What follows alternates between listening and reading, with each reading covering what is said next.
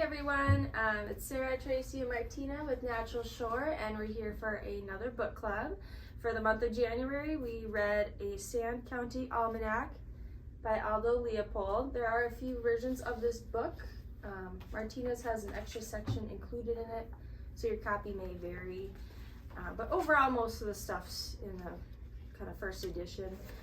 Aldo Leopold was a really influential author, teacher, researcher. He taught in Wisconsin and started the Department of Wildlife Ecology there, so he's kind of considered the father of wildlife ecology. He's contributed a lot to conservation and the conservation movement. The book was published 1 year after his death, actually, so he didn't actually see it published. Yeah, really great book. It's very poetic. He really kind of tells a story. It does kind of get more philosophical toward the end, but really a great read and definitely a must for anybody interested in conservation. Yeah, I think it really starts people's journeys with ecology. Like, I remember reading this as a teenager, and then again in college, and every time I reread it, it just kind of brings back that nostalgia of getting excited about ecology, getting excited about native plants, learning about the landscape.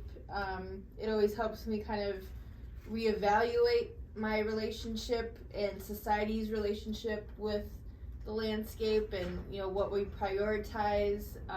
We get so busy with our lives and the day-to-day, getting to work, getting groceries, all that stuff, and this really, you read this and it really helps you slow down and appreciate the world around you, the natural world around you. And I was saying it really feels like you're just kind of talking with your grandpa, and it feels like that kind of conversation. He has so much insight to the natural landscape, and he talks a lot about his hunting escapades and fishing, and he just has a really beautiful artistic way of writing that it feels like you're there with him, catching the trout in the stream and taking walks with his dog.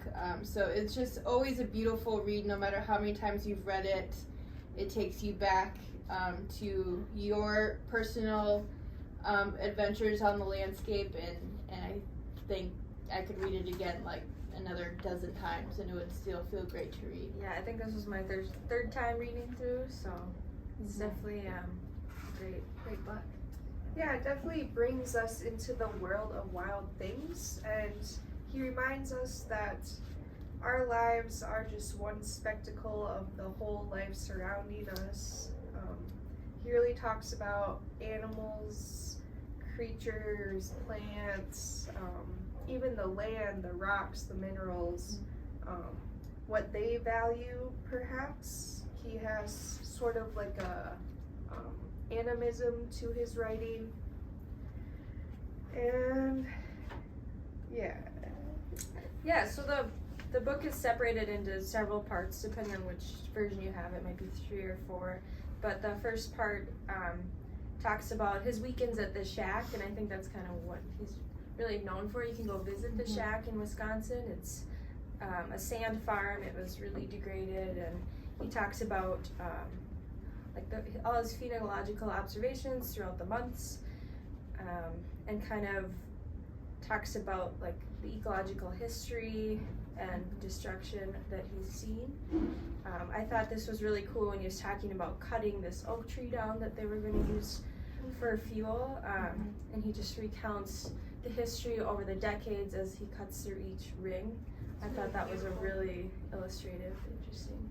Yeah, I think everyone needs their own shack. I think the world would be a lot better if everyone had a place to go to. I think in Minnesota as a culture, and Wisconsin too, the Midwest, Michigan, we have a culture of going up north, going to everyone's family has a cabin or their friends have a cabin, and so like we all have these weekends up at our various cabins. And the way he writes, I think, is a great way where we can kind of get back into the swing of not just going up there to be on the boat, but also to like listen to the birds, take some time to look at the plants and the trees, and I think our lake culture might be getting a little bit away from, what he's talking about. It's recreation, but it's also appreciating the landscape and the other things that live there with you. So I think that's a big part of what we do as a company, is kind of making a place for those other things to coexist with us. And I think when I read this book, that really inspires me to continue with the work we're doing, which I think is really cool. Yeah, one of my favorite parts is when he talks about prairie birthdays in July, how so many different species come into bloom and how you can't ignore them. They're happening all around us, but he also talks about what your background is, and however many birthdays you can name tells a lot about your vocation, hobbies, your hay fever, and your general level of ecological education. So yeah, I like that. If you it's have kind hay of fever, you can identify a few more things than someone who doesn't. For sure. Yeah, that's kind of one of my favorite parts in part one. Part two kind of goes into his travels, and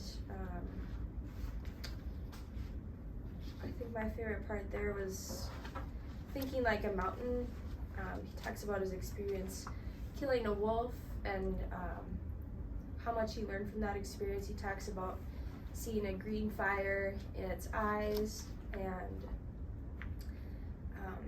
there's something between that wolf and the mountain. And then he goes on to talk more about the deer and how they became overpopulated because people were just seeing wolves as enemies, and talks about how the mountain became degraded since then. So it was kind of a learning experience for him, and a good point where we don't all have this knowledge, but through experiences and education we learn about it, and it's important for us to use those experiences and restore the landscape. And he kind of goes into, no matter where you find yourself, if you're traveling, you can still appreciate the ecology of that area and learn something while you're there. That there's always something that the native fauna and flora can teach you, and I think that's a good thing to remember. He refers to the land as the textbook of animal ecology, and I thought that was relevant. There's not really, there is text on these subjects, but you learn so much when you go out in the field and experience it yourself, and it kind of gives you a different perspective of the world, I think, when you can kind of get away from your shack a little bit and experience other stuff outside. And I really liked that part of the book too. And then kind of the last section is him talking about wildlife in American culture and the land ethic, and it gets pretty philosophical for sure. It's definitely a good, thought-provoking book for in the dead of winter as we are in right now. It kind of challenges your worldview and what you think about wilderness and how we value wilderness, and if it should be used by people that much, or if we should leave it. He just really dives into questions about conservation and our relationship with the land. He really talks about economic value and how that's, prior to this book, most of the land was just valued that way, and even today sometimes it still is. But there's really it goes beyond economic value. There's intrinsic value to the land, and the right of all the things that live on that land. So it's just something to think about. Yeah, it still kind of gets me that this book was published, in the end of the 40s, and it's still so relevant today. He writes in it, conservation, despite nearly a century of propaganda, conservation still proceeds at a snail's pace, and it's something that I hope we've gotten a little bit more successful at over the last couple of decades, but still it seems like something that we're still facing today that we need to address with climate change and other issues, that we need to be more ecologically conscious of what we're doing to the landscape, and these issues he's raising in this book in the 40s is still relevant today, and that's a little bit frightening, a little bit scary, but something that I think makes this book relevant even for today. So, Yeah, it's definitely a must-read book. yeah, we really love it. We could talk about it for, I think, a lot longer.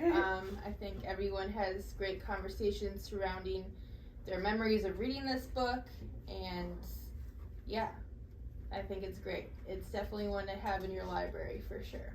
Yeah. What do we have next month, Tracy? So next month we're going, I think, a little less philosophical and into Nature Anatomy by Julia Rothman. It's a great refresher book. It has a lot of beautiful illustrations. It just kind of talks about different aspects of ecology, botany, a lot of different things. It's called Nature Anatomy, The Curious Parts and Pieces of the Natural World. So it does cover a lot of different things in nature, but it's a really great refresher for just kind of different animals, birds, plants, everything. So very beautiful book. Check it out, and we'll talk about it next month. Thanks for joining us.